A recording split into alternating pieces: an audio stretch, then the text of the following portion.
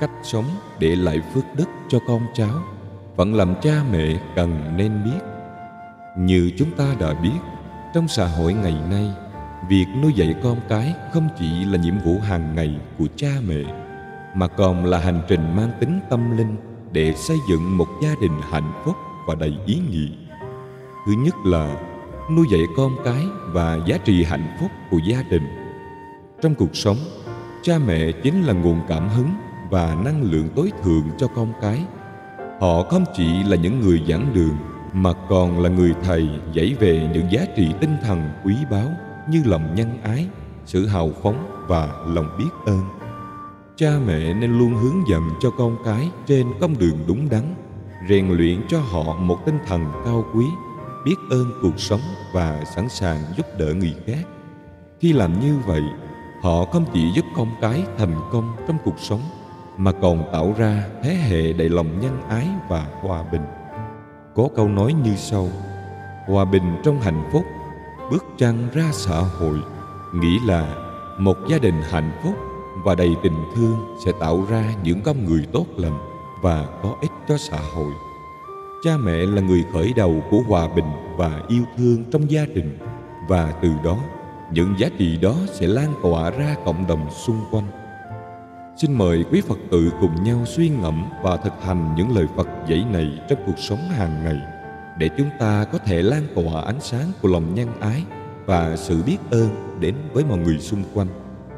Đức Phật dạy rằng, trong việc dạy dỗ con cái, hãy hướng dẫn chúng dành trọn trái tim cho những việc lành, cho những hành động từ bi và lòng lương thiện. Nhìn quanh thế gian, đầy những nỗi đau và khó khăn, có bao nhiêu người đang cần sự giúp đỡ, bao nhiêu trái tim đang mong được sưởi ấm bằng tia hy vọng. Con cháu chúng ta, họ sẽ trưởng thành trong một thế giới đầy thử thách và khó khăn. Hãy dạy họ, hãy dìu dắt họ, để họ hiểu rõ ý nghĩa thực sự của sự hào phóng và lòng từ bi. Khi con cái chúng ta hiểu được cảm giác của những người đang gặp khó khăn, khi họ biết cảm thông và chia sẻ, thì trong họ sẽ chớm nở một tâm hồn cao quý và ấm áp. Họ sẽ thấy hạnh phúc không chỉ trong việc nhận được, mà còn trong việc cho đi, trong việc lan tỏa tình yêu và lòng nhân ái. Hãy dạy con cái mình nhìn xa hơn, nhìn đến những người khó khăn hơn, những hoàn cảnh khó khăn hơn, và hãy khuyến khích họ dùng trái tim mình để giúp đỡ, để lan tỏa yêu thương và ánh sáng. Khi họ làm điều đó, họ sẽ thấy một ý nghĩa cao cả trong cuộc sống và sẽ được ban phước bởi vô vàn niềm vui và hạnh phúc trong lòng. Hãy là người cha, người mẹ tuyệt vời nhất. Hãy truyền cho con cái mình tình thương và lòng từ bi, để họ trở thành những người mang lại hạnh phúc cho chính bản thân và người khác. Hãy làm điều đó và bạn sẽ thấy một thế giới đẹp hơn, một thế giới ngập tràn ánh sáng và tình yêu hơn. Trong giáo lý Phật giáo, cha mẹ được coi là những người có trách nhiệm lớn lao trong việc nuôi dưỡng và dạy dỗ con cái. Chúng ta hãy nhớ lời dạy của Đức Phật khi Ngài nói rằng cha mẹ là bậc thầy đầu tiên của con. Điều này ngụ ý rằng vai trò của cha mẹ không chỉ đơn thuần là việc cung cấp lợi ích vật chất cho con, mà còn là việc hướng dẫn và phát triển tinh thần cho con. Cha mẹ cần tạo điều kiện cho con cái phát triển và thành công trong cuộc sống bằng cách cung cấp cho họ một sự giáo dục tốt nhất có thể. Nhưng giáo dục ở đây không chỉ là về việc học sách vở, mà còn là về việc rèn luyện đạo đức, lòng nhân ái và sự tự tin. Cha mẹ nên khuyến khích và hỗ trợ con cái khám phá và phát triển những kỹ năng và tài năng cá nhân của họ. Hãy nhớ rằng mỗi đứa trẻ đều có những phẩm chất và khả năng riêng, và nhiệm vụ của cha mẹ là giúp họ khám phá và phát triển những phẩm chất đó. Một sự giáo dục tốt không chỉ làm cho con cái giỏi về kiến thức, mà còn giúp họ trở thành những con người có ích cho xã hội. Cha mẹ cần tạo ra một môi trường gia đình yêu thương, ủng hộ và khích lệ con cái mình.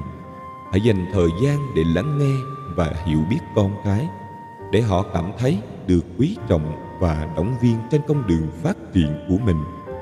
Với sự hỗ trợ và khuyến khích của cha mẹ, con cái sẽ có đủ tự tin và động lực để phát triển tiềm năng của mình và thành công trong cuộc sống. Hãy nhớ rằng, mỗi bước tiến của con cái là một lời chứng minh cho sự thành công của cha mẹ.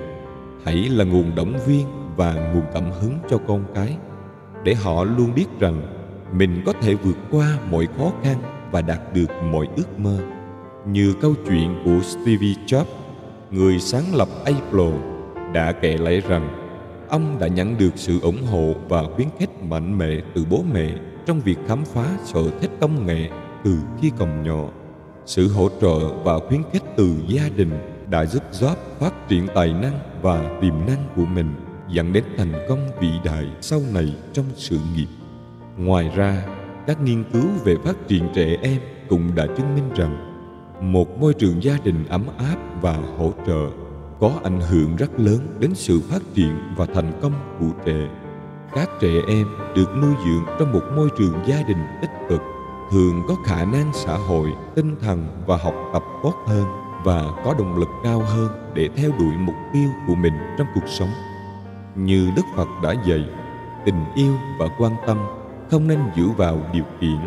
Hãy nhớ rằng, trong việc nuôi dưỡng tâm hồn của con cái, thời gian chất lượng đôi khi quan trọng hơn cả số lượng. Hãy dành thời gian lắng nghe và hiểu biết con cái như một giọt nước mát dịu cho tâm hồn, tạo ra một môi trường gia đình ấm áp và thanh bình. Không chỉ là việc tạo điều kiện cho sự phát triển vật chất, mà còn là việc tạo lập nền tảng vững chắc cho tinh thần. Trong không gian ấy, con cái mới có thể mạnh mẽ xây dựng lòng tự tin và động lực để tiến xa hơn trong cuộc sống. Hãy nhớ rằng, trong bức tranh lớn của cuộc đời, mỗi giây phút dành cho con cái không chỉ là việc truyền đạt tri thức, mà còn là việc truyền tải tình thương và niềm tin. Hãy là một nguồn sáng trong cuộc đời của con cái, giúp họ tự tin bước đi trên con đường của mình và đạt được những mục tiêu to lớn. Trong cuộc sống, cha mẹ là người đã sinh ra và nuôi nấng con cái, là ngọn đèn soi đường cho hành trình trưởng thành của con cái. Hãy nhớ rằng, khi dạy dỗ con cái, lòng kiên nhẫn và sự nhẫn nại là những viên ngọc quý giá nhất. Khi cơn giận ập đến, hãy dừng lại và tự nhắc nhở mình biết kiềm chế cơn giận. Không chỉ dạy dỗ cho con cái, mà còn là dạy dỗ cho chính bản thân mình. Thay vì phản ứng bằng cơn giận, hãy sử dụng tình yêu và sự hiểu biết để giải quyết xung đột. Hãy nhớ rằng, ngôn từ tích cực có sức mạnh lớn lao. Bằng cách sử dụng ngôn từ ôn hòa và động viên, ta có thể tạo ra một môi trường học tích cực, nơi mà con cái có thể phát triển và thành công. Hãy là nguồn động viên và sự lẫy lừng cho con cái của mình trong từng hành động và từng lời nói. Hãy tạo ra một không gian yên bình và đầy tình thương, nơi mà con cái cảm thấy an tâm và tự tin để theo đuổi ước mơ của mình. Hãy nhớ, sự kiên nhẫn và tình yêu thương của cha mẹ là nguồn động viên vô hạn cho con cái. Hãy dành thời gian để xây dựng mối quan hệ vững chắc và sâu đậm, vì trong đó chính là chìa khóa cho sự thành công và hạnh phúc của con cái trong cuộc sống. Ví dụ như, khi con cái gây ra một vấn đề hoặc phạm lỗi nào, thì phản ứng của cha mẹ thường là tức giận và chỉ trích. Tuy nhiên, khi cha mẹ kiềm chế cơn giận và sử dụng ngôn từ tích cực, họ tạo ra một không gian cho con cái để thấu hiểu và học hỏi từ sai lầm của mình. Bằng cách sử dụng tình yêu và sự hiểu biết, chúng ta có thể giải quyết xung đột một cách hiệu quả và xây dựng một môi trường học tích cực. Đồng thời, điều quan trọng nhất là hành động và ngôn từ của chúng ta có thể truyền cảm hứng và ảnh hưởng tích cực đến con cái, giúp họ phát triển và trưởng thành một cách tích cực trong cuộc sống. Trong dòng chảy của cuộc sống, hãy nhớ rằng từng lời nói và hành động của chúng ta là những hạt giống mầm mống mà con cái chúng ta sẽ thu hoạch trong tương lai. Hãy là người điều hướng cho sự mạnh mẽ, là nguồn cảm hứng cho sự tích cực. Hãy tưởng tượng rằng mỗi từ ngữ tích cực, mỗi hành động kiên nhẫn là một bức tranh tươi sáng, tạo ra một không gian mở để con cái chúng ta phát triển và trưởng thành. Nhưng nếu chúng ta nuôi dưỡng các cảm xúc tiêu cực, nảy mầm những lời chỉ trích và hành động bất ổn, thì môi trường học của con cái sẽ trở nên u ám và khó khăn. Hãy nhớ câu chuyện về những người cây cao lớn, đứng vững giữa cơn bão sóng gió.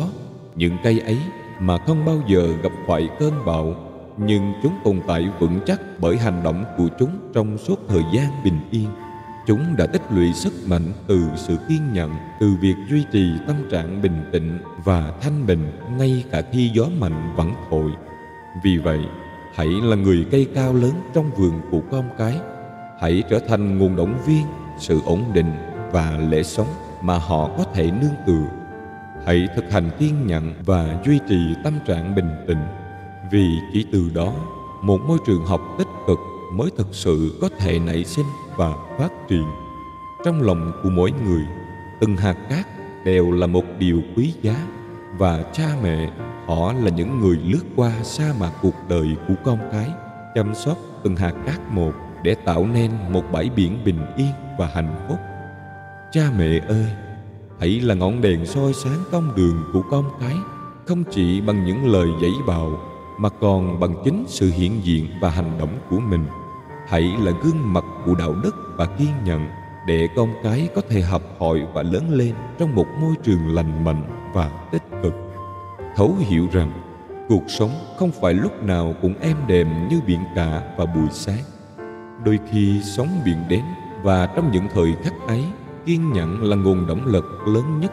Cha mẹ cần tạo ra một không gian yên bình trong lòng mình để khi con cái gặp khó khăn, họ có thể tìm đến như một cảng an toàn giữa biển khơi đầy sóng gió. Hãy nhớ rằng trong mỗi trái tim của cha mẹ có một kho tàng kinh nghiệm và sự hiểu biết. Hãy sử dụng tâm trí lạc quan và sự điều độ để từ đó tạo ra một môi trường gia đình tràn ngập tình yêu và hạnh phúc. Hãy nghĩ đến những ngày tháng con cái còn bé, khi họ cần sự an ủi và lòng nhân ái của cha mẹ. Đó chính là dẫn chứng sống động nhất cho việc tập trung vào sự đạo đức và cân bằng cảm xúc và lý trí trong cuộc sống hàng ngày. Vậy nên, hãy hành động ngay từ bây giờ. Hãy là người cha, một người mẹ tốt, để những hạt cát nhỏ bé trong lòng con cái được chăm sóc, và bãi biển hạnh phúc của gia đình chúng ta sẽ ngày càng trở nên rộng lớn và bao la. Trong các bước cuộc đời, những câu nói nhỏ nhặt và hành động của chúng ta không chỉ làm nên câu chuyện riêng của mỗi người, mà còn định hình và tạo ra môi trường xung quanh chúng ta. Cha mẹ như những người thầy dạy đạo đức đầu tiên của con cái, mang trách nhiệm lớn lao và quyền lực vô hạn trong việc gieo mầm hạnh phúc và hòa bình trong mỗi gia đình. Hãy tưởng tượng một ngày, khi bầu trời rộn tiếng mưa, trẻ con với vòng tay rộng mở chạy ra đón nhận những giọt nước đầu mùa. Những lời khen ngợi yêu thương từ cha mẹ không chỉ làm cho con cái cảm thấy yêu quý và tôn trọng, mà còn tạo ra một bầu không khí tình thương và sự an ủi giữa gia đình. Lời nói yêu thương và khích lệ có thể làm cho những vết thương tinh thần của con cái trở nên nhẹ nhàng hơn, và họ sẽ mang đi trong lòng hình ảnh của một gia đình ấm áp và hạnh phúc. Tuy nhiên, như một mảnh gươm cũng có thể là một cạm bẫy. Lời nói đầy tiêu cực, những hành động không kiểm soát có thể là những cơn bão đêm tối phá vỡ hòa bình và niềm tin.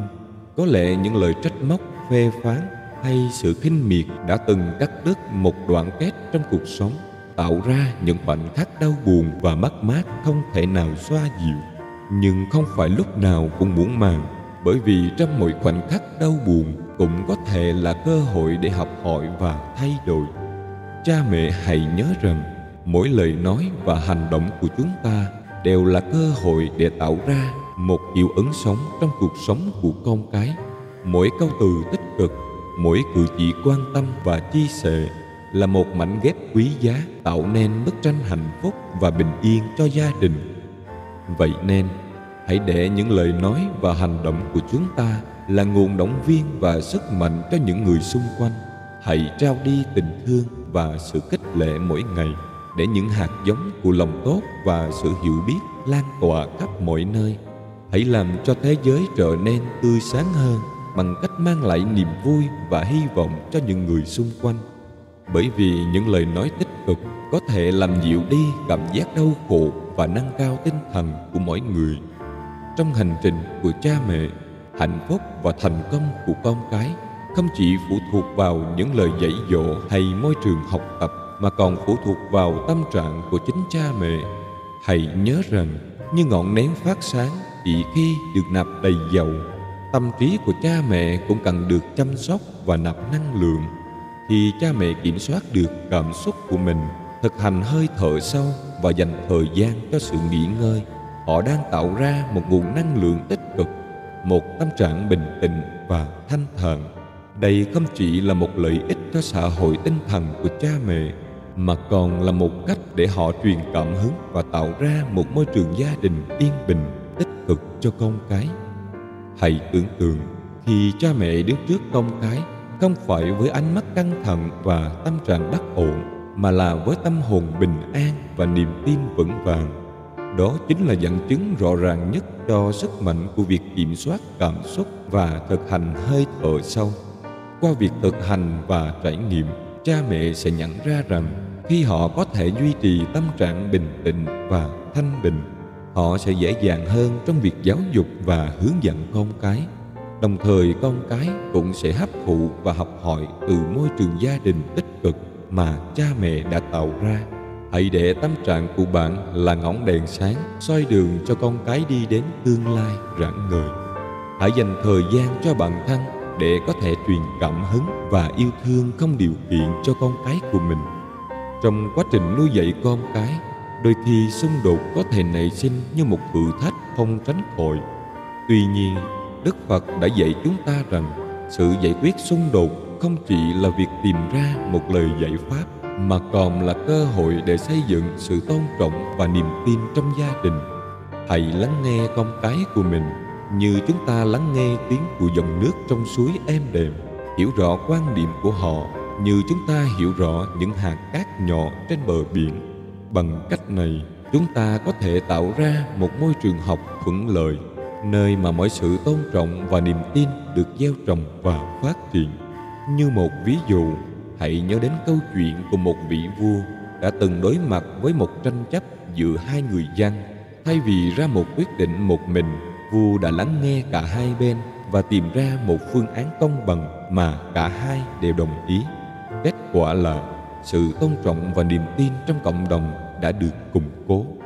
Cha mẹ thân yêu ơi, hãy nhớ rằng việc giải quyết xung đột không chỉ là vấn đề cá nhân, mà còn ảnh hưởng đến sự phát triển của con cái và cả gia đình.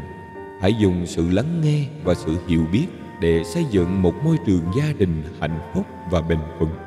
Hãy nhớ rằng khi chúng ta chỉ trích và trách móc con cái về những lỗi lầm, đó không chỉ làm tổn thương họ, mà còn làm mất đi cơ hội để họ học hỏi và tiến bộ. Thay vào đó, hãy sử dụng từ ngữ tích cực và lời động viên, tập trung vào việc giúp trẻ hiểu và sửa sai lầm của họ. Chẳng hạn như khi con bạn làm sai điều gì đó, hãy tận tình lắng nghe và tạo điều kiện cho họ thoải mái chia sẻ. Hãy dùng lời khuyên xây dựng và động viên, giúp họ nhìn nhận sai lầm và học từ nó. Đó là cách giúp con bạn phát triển và trưởng thành, cũng như tạo ra một môi trường học tích cực và thoải mái cho sự thành công của họ. Hãy nhớ rằng Đức Phật đã dạy chúng ta về lòng từ bi và sự nhân ái. Hãy thể hiện lòng từ bi đối với con cái của mình bằng cách dùng từ ngữ và hành động tích cực, giúp họ cảm nhận được tình yêu và sự ủng hộ vô điều kiện từ phụ thân, mẹ hiền.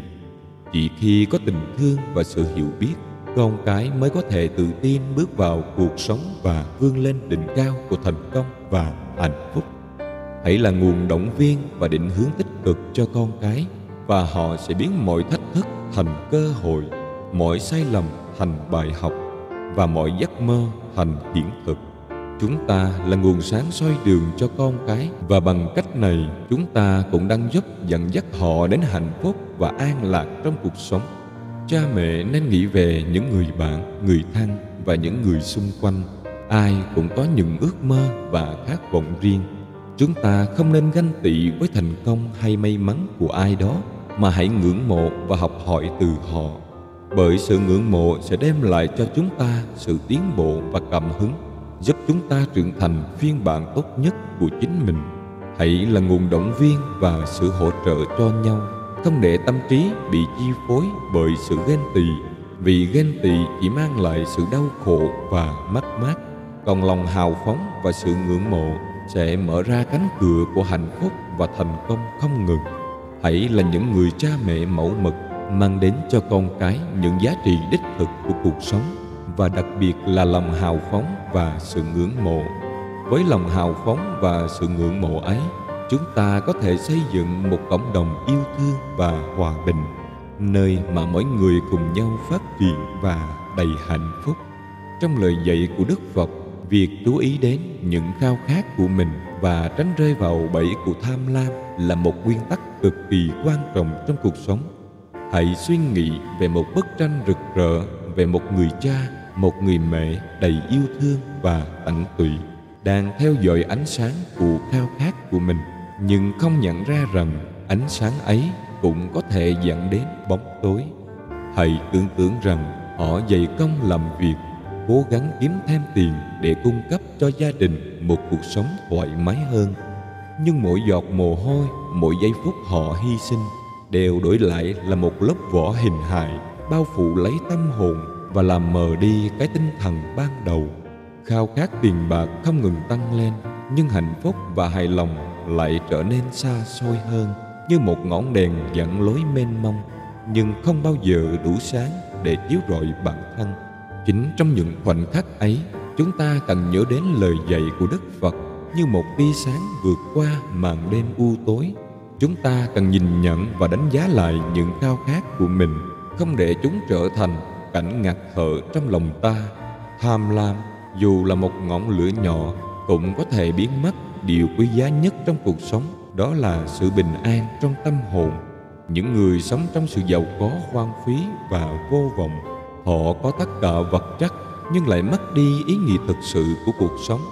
Ngược lại, những người biết kiềm chế khao khát của mình, tìm thấy niềm hạnh phúc trong sự bình dị và lòng biết ơn. Họ là những người tỏa sáng và mang lại niềm vui cho những người xung quanh. Vậy, hãy để chúng ta cùng nhau tỉnh thức từ giấc mộng về giàu sang vô tận và tìm kiếm niềm hạnh phúc thực sự trong sự hiểu biết và lòng biết ơn. Hãy biến những khao khát của mình thành động lực để hướng tâm về con đường của lòng từ bi và sự chia sẻ, để chúng ta có thể xây dựng một cuộc sống đích thực, tràn đầy ý nghĩa và hạnh phúc. Thứ hai là thực hành tâm linh và niềm tin về kiếp sau. Trí tuệ không phải là kho tàng vật chất, mà là khả năng hiểu biết sâu sắc về cuộc sống và bản chất của nó. Trong lòng mỗi người ẩn chứa một trí tuệ vô hạn, và khi ta dùng trí tuệ này để nhìn nhận và hiểu biết sự thật, thì ta đạt được nhiều phước đức. Nhìn vào cuộc đời, ta thấy những ai có trí tuệ, họ không bị bao bọc bởi áp lực, khổ đau hay đau thương. Thay vào đó, họ hiểu được ý nghĩa sâu xa của mọi khó khăn và tìm ra con đường đi qua mọi chướng ngại. Họ giác ngộ bởi vì trí tuệ của họ là nguồn sáng soi đường cho họ trong bóng tối của cuộc đời.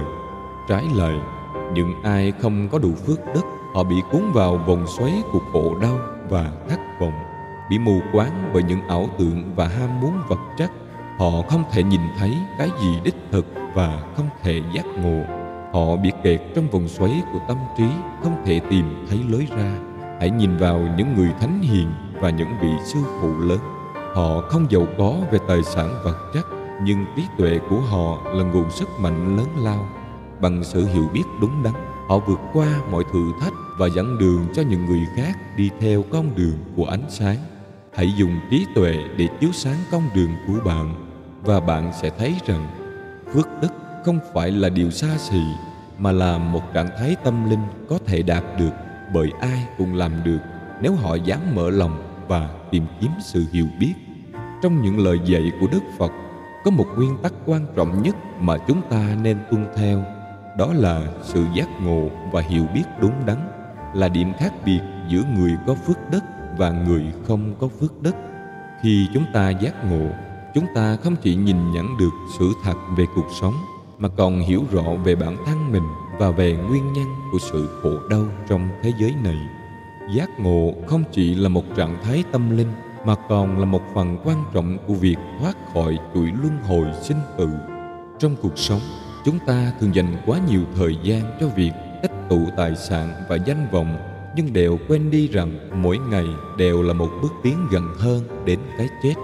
Điều quan trọng không phải là số lượng của những gì chúng ta có được trong cuộc đời này, mà là chất lượng của những hành động chúng ta thực hiện và tinh thần chúng ta mang đi khi rời bỏ thế gian này. Để thực hiện cho cái chết, chúng ta cần thực hành đức hạnh và từ bỏ ác hạnh. Như câu chuyện về vua Osaka, người đã trải qua một giác ngộ sâu sắc. Sau khi tham gia vào cuộc chiến đẫm máu, ông nhận ra ý nghĩa thực sự của hòa bình và lòng nhân ái, và sau đó đã dành phần lớn cuộc đời của mình để thực hiện các hành động từ thiện và xây dựng xã hội. Khi ông đối diện với cái chết, ông không hối hận vì đã bỏ lỡ cơ hội tích tụ quyền lực và tài sản, mà là tự hào vì đã sống một cuộc sống ý nghĩa và có ý nghĩa hơn. Vậy nên hãy nhớ rằng sự giác ngộ và việc chuẩn bị cho cái chết thông qua đức hạnh là những điểm sáng để chúng ta điều hướng cuộc đời mình.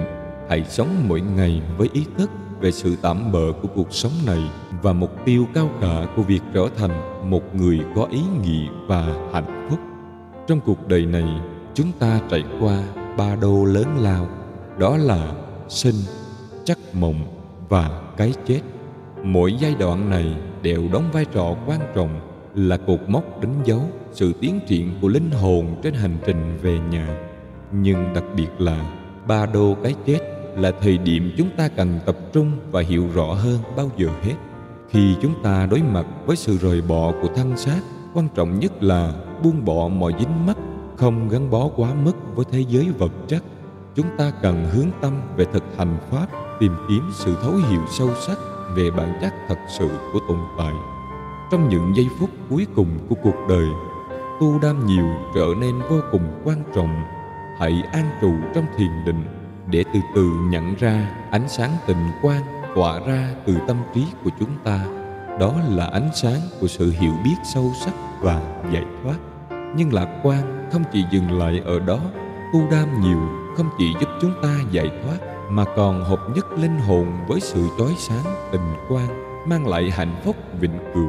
Như các vị tiền bối, những người đã tu tập chăm chỉ trong suốt cuộc đời, và cái chết của họ, ta có thể nhận ra rõ ràng sức mạnh của tu đam nhiều. Họ đã chứng minh rằng qua thực hành đúng đắn và lòng tin kiên định, mỗi người đều có khả năng đạt được giải thoát và hòa mình vào tịnh quang. Hãy lắng nghe và lặp lại công việc của họ để chúng ta cùng nhau hướng tâm về Pháp, qua đó tìm thấy ánh sáng và sự tự do thật sự trong 3 đô cái chết. Đó là lời khuyên và sự hướng dẫn của Đạo Phật để chúng ta có thể sống một cuộc đời ý nghĩa và hạnh phúc. Hãy đi trên con đường này với lòng tin và hy vọng, và chúng ta sẽ gặp nhau trong ánh sáng tịnh quang. Trong sâu thẳm của cuộc sống, con người luôn tìm kiếm ánh sáng, tìm kiếm con đường dẫn đến sự giải thoát. Qua những nghiên cứu và trải nghiệm của những vị hành giả, chúng ta được học hỏi về sức mạnh của tâm trí và khả năng vượt qua ranh giới của thế giới vật chất. Thiền định là hành trang cho hành trình tìm kiếm sự tự do tinh thần, đã được các vị thánh nhân, những bậc tiền bối khám phá và truyền đạt từ thế hệ này sang thế hệ khác. Những người thiền định có kinh nghiệm không chỉ nhận ra sự chói sáng của ánh sáng tịnh quang, mà còn biết cách tận dụng nó để giải thoát khỏi chuỗi luân hồi. Hãy tưởng tượng, sau khi thân phận vật chất tan biến, linh hồn của chúng ta không bị ràng buộc bởi thời gian và không gian, mà thay vào đó, nó tự do bay lượn trong vũ trụ vô tận. Các hành giả thiền tiên tiến có thể trải nghiệm điều này ngay trong khi còn sống, và sau khi qua cõi chết, họ không bị mắc kẹt trong vòng luân hồi, mà hòa mình vào ánh sáng vô biên. Dẫu vật chất tan rã, nhưng linh hồn vẫn tồn tại và bay bổng trong vũ trụ vô tận. Đây chính là bằng chứng cho sự vĩnh cửu của tâm linh, cho khả năng vượt qua ranh giới của thế giới vật chất và hòa mình vào sự thống nhất vô biên của vũ trụ. Hãy tin rằng qua thực hành và hiểu biết sâu sắc về tâm linh, chúng ta có thể đạt được sự giải thoát, không chỉ trong cuộc đời này mà còn ở giai đoạn đầu tiên của Ba Đô, khi linh hồn vẫn còn tự do và linh thiêng. Đó là sứ mạng cao cả của những người tìm kiếm, là nguồn cảm hứng không ngừng cho con đường khám phá sức mạnh phi thường của tâm trí và tâm hồn. Trong dòng sông của cuộc đời, chúng ta là những lá cầu xanh mềm mại. Mỗi bước đi, mỗi hành động đều làm nên những dấu vết vĩnh cửu trên mặt nước. Và khi dòng nước cuốn chúng ta đi, nơi chúng ta đến không chỉ là nơi mà còn là bản lề của những điều đã từng trải qua, những hành động đã từng thực hiện. Ở giai đoạn thứ hai sau khi chết, tâm hồn lừng lẫy trong bóng tối của vô thường. Những dáng vẻ âm thanh của cuộc sống tương lai đang dần hiển hình như một mơ ước nơi đất trời. Điều quan trọng không chỉ là việc chứng kiến mà còn là sự tác động của những hành động đã từng đặt xuống lối đi của mình. Từng hạt gạo nhỏ bé của lòng từ bi và những việc lành như ngọn nến chiếu sáng, dẫn lối cho tâm hồn trong bóng tối của thế giới tương lai. Trong thời gian 49 ngày sau khi chết, những nghi thức và việc lành được thực hiện không chỉ là sự kính trọng và tri ân đối với những người đã khuất, mà còn là lời cầu nguyện cho họ trong hành trình tiếp theo, như những cánh hoa trắng thắm nở rộ trong gió. Những hành động nhân từ này sẽ là nguồn động viên, sức mạnh cho linh hồn vượt qua những sóng gió, những bão táp trên bề mặt dòng sông Samsara. Mỗi người, mỗi linh hồn đều là một chương trình duy nhất, một câu chuyện riêng biệt. Cơ hội ấy là một món quà tinh túy từ vũ trụ, nhưng cũng là một trách nhiệm nặng nề, bởi vì những dấu vết của chúng ta không chỉ ảnh hưởng đến bản thân mà còn ảnh hưởng đến những người chúng ta gặp gỡ, những địa điểm chúng ta đi qua và cả vũ trụ vô tận. Vậy nên, hãy sống một cuộc đời ý nghĩa, hãy thực hiện những việc lành và sống với tâm hồn biết ơn và nhân từ. Bởi vì những hành động ấy không chỉ là kế thừa về tương lai mà còn là nguồn sáng soi đường cho chính cuộc đời này. Chúng ta hãy cùng nhau bước vào cuộc hành trình nuôi dạy con cái và khám phá hành trình tâm linh của chúng ta. Hãy tạo ra một gia đình hạnh phúc và đầy ý nghĩa. Cảm ơn quý vị đã đồng hành cùng chúng tôi. Chào tạm biệt các bạn.